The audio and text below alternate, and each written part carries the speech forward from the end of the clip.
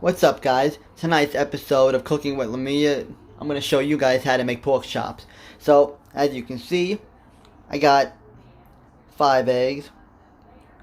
I got some garlic powder, some Cajun spice, Sazon packet, pink Himalayan salt, and you guys could use whatever breadcrumbs you like to use. I prefer to use the 4C plain breadcrumbs, and I add my own spices into it.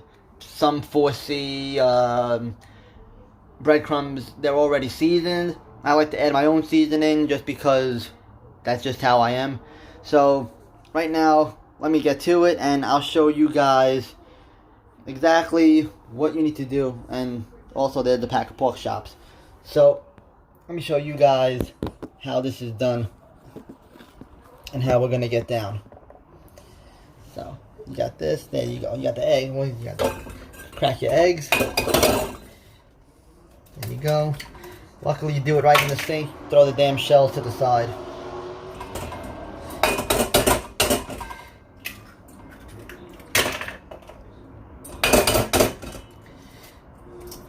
Simple, it's easy. Make sure you don't get no shit in there. If you do, it's no big deal. Just get it out with your hand.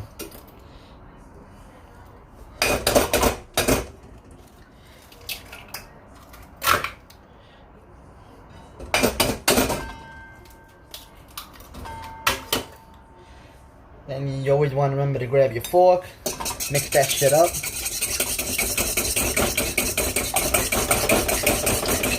Now, what I like to do, and some people don't, it's whatever.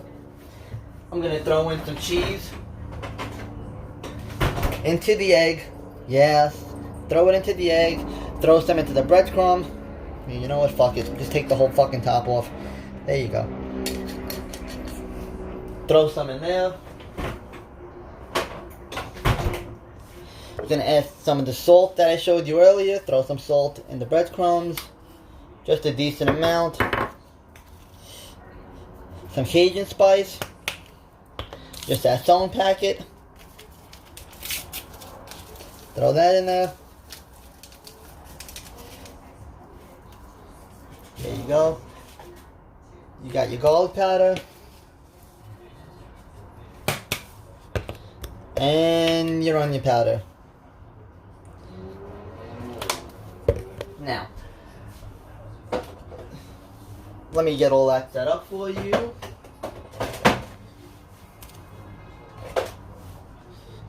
Again, you can do, mix it around again so that the cheese kind of blends into the egg. Let me get rid of all this crap first.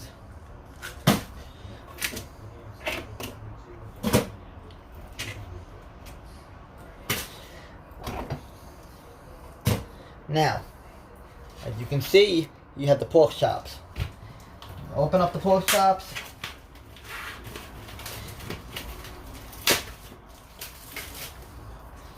What you want to do is, this nice decent sized pork chop, you want to make sure that both sides of the pork chop are completely covered in egg. Both sides. Completely covered.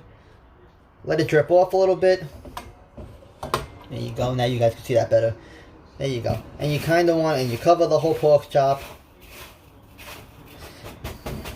Make sure the whole thing is covered. You don't want to see any meat showing whatsoever at all, because you don't need that. Get the plate. There you go. I'll grab a plate and put them on the plate. Alright? So, obviously you can't see what I'm doing now, but I'll take them, and what I like to do is, I'll throw them on a plate, and stack them up high, until I'm ready to start frying them. And I will show you that also, so don't worry. That's what I'm here for. I'm here to lead you guys on, and show you guys the proper way to do things. And the easiest way, that's not so time consuming. There you go. Let the rest of the egg drip off. Again, take them. Make sure it's completely covered. You can use your hand, make a fist, kind of pat it down. Make sure the whole thing is completely covered. And there you go. You put it to the side.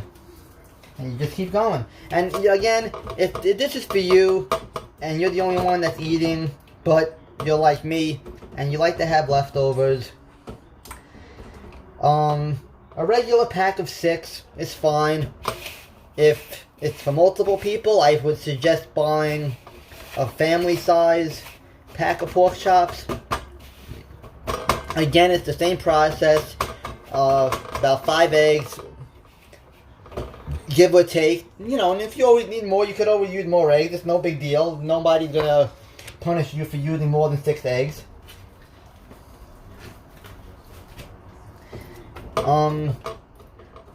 Now, when you fry, and I'll show you that also, you do not want to use a gallon of garlic. It's not, I'm sorry, a gallon of oil. It's not necessary to do that. You just want a decent amount that's going to cover the bottom portion of either the pot or the frying pan. I don't know why some people use a pot to do this shit. It boggles my damn mind. Makes no sense to me, but whatever. So, again, you do not want a whole entire gallon of oil in your frying pan, because you're wasting oil. It makes no sense. And also, another big thing, if you people don't know by now, whatever. If you people don't know by now, it's always a good idea to save. It's always a good idea to save Chinese food containers. It's also a good idea to save, even the breadcrumb container that it comes in. You don't want to, obviously you don't want to put your oil down the sink. Big no-no. Believe me, you know, rookie mistakes happened to me once before. You don't want to do that. So yeah, always save your Chinese containers, whatever container you have for whenever you decide to do frying stuff.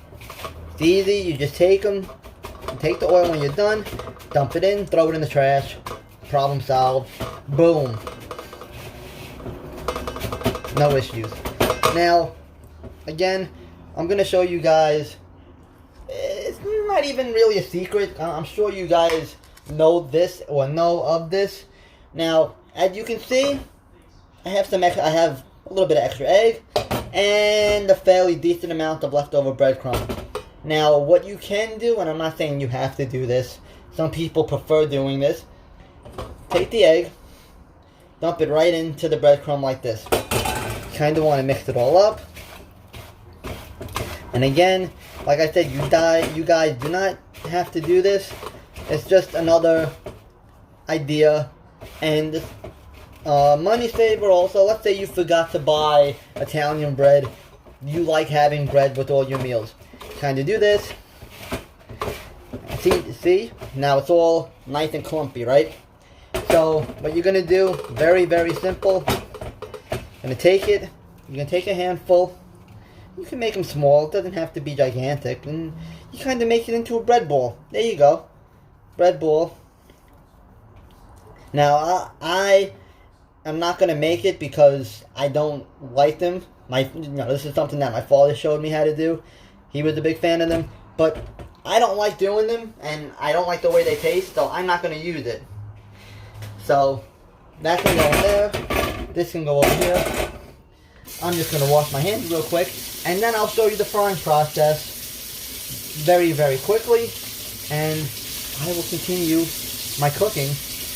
And then, obviously, if you guys follow my Instagram account, it's at Cooking with Lamia. There's no spaces. Follow my Instagram account. I promise you, you guys are not missing out on anything. And also, if you follow my page, I will always follow you back, no matter if you're a chef, if you're a regular person. Doesn't matter to me. If you show love on my page, I will gladly support whatever you do. If even, you're a regular person, you want likes, you want follows, I'm down to do that. It doesn't bother me. So now I'm going to show you the frying process. So, there you go. I have all my pork chops, like I told you guys, stacked up. There's my frying pan. There is the empty container, breadcrumb container, and there's my oil. And again, you can use whatever oil you want. That's just what I prefer. So, with that said, I'm gonna show you guys the frying process very quickly and fairly easy. So, like I said, you want to take a decent amount and just cover the frying pan itself. That's all you want to do. You want to make sure that the frying pan itself is covered. And then what I like to do is you kind of want to do a 360 motion. Make sure it covers the entire brim of the pan. See, look at that. Look at that gold right there. Alright, so once again, there you go. Now you could bear with me, and I will show you the frying process. So, obviously, you toss the gas on, you wait a couple of minutes, and you heat it up. Now, another thing that some of you people might not know, I'm sure most of you do, some of you might not. The easiest way to test and see if it's okay to start frying a pork chop or chicken, oxtails, it could be anything you're frying. What you do is, and I'm not going to do it yet because I know it's not ready, you take whatever bit of breadcrumb left over, right? So I'll do it real quick as an example. So you see I got a little crumb, a breadcrumb, and you kind of just plop it in there. So obviously it's not ready yet. If it was, it would immediately start bubbling, and that's how you know that you're good to go and start frying. And then what I'm also going to do, obviously because you don't mix your meat, so alright, so obviously right here we have, you know, that's the pork chops that are breaded. This is I'm sorry, this is the frying dish, this is the after dish. And see, this is exactly what I meant when I said how you know it's time to start frying. As you can see, the breadcrumb crumb that I put in there starts bubbling up. So now you're perfect to go and start frying. So you have, I'll put one down, and I'll put my second one down. There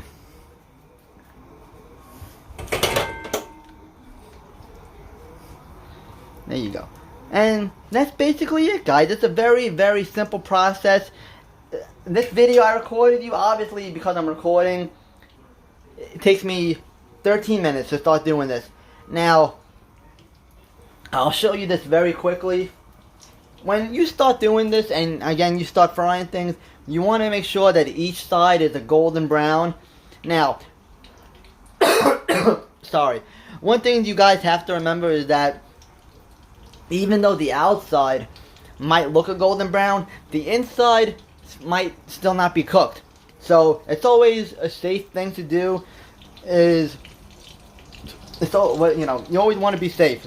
You don't want to get salmonella or anything like that. So what I suggest doing is you always cut it in half, cut a tiny piece off. Look, if it's pink, obviously it's not done. If it's, slightly pink and grayish, you're good to go. Now, you could eat it medium rare, whatever way you prefer to like it. I prefer my pork chop medium. Some people do, some people don't. That's just the preference and the way people like certain things. So, and also, I like to cook my pork chops on high. Not because I want to get done faster, it's an easier cooking process and it makes things flow a lot better. So again, you want to make sure it's a golden brown. Now obviously it's not ready yet to be flipped over, but you guys get the process. And like I said, this was a very simple process. 5 eggs, you have your breadcrumbs, whatever breadcrumbs you prefer to use. I prefer to use 4C, plain, and I like to add in my own seasoning. And as you guys can see, look, I got a whole bunch of spices in here that I could have added in if I wanted to, but I prefer to use my salt, my onion powder, my Cajun spice, because I like to be spicy. I got my crushed red pepper. I didn't use that, but I still could. I have Louisiana fucking hot sauce I could add in if I wanted to add it in. Here's my garlic powder. I got cilantro leaves. I don't like cilantro because I think it tastes like shit. I got my parsley flakes, and so on and so forth, and chili powder. Now, again, you guys could add in whatever kind of spice you guys want, you know? It doesn't really matter. Now, even though, see, look, now that's the golden brown that you want when you're doing the pork chops. Now, obviously, the side's not done yet, but you want to give a decent amount to each side when you're frying. So, let that do that. Let that do its thing. Let that fry. And again,